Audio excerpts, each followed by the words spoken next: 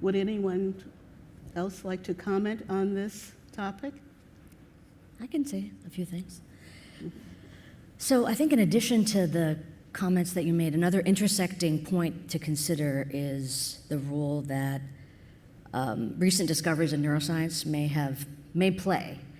And I'm not talking about just this notion of neuroplasticity. I mean, that we've known, the brain can reorganize. We've mostly focused for the history of the field of neuroscience on reorganization in the face of stroke or brain damage of some sort.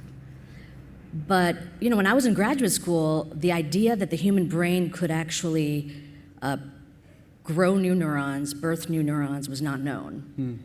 And it was during, all through undergrad, we learned, you're kind of born, you have many more neurons as you develop, they prune, then you're an adult, and then it's just this downward decline till you got very few left and not a lot of functioning.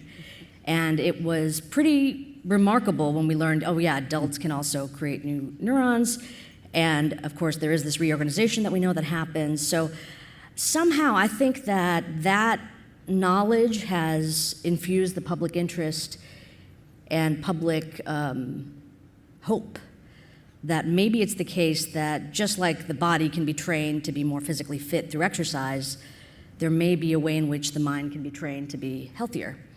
And I see our effort as a community, as all of us, as a way to help bring about an understanding of what that actual route may be. What is the training? What is the way in which we should exercise the mind? Because we're not at a point where our public health officials can give us guidance.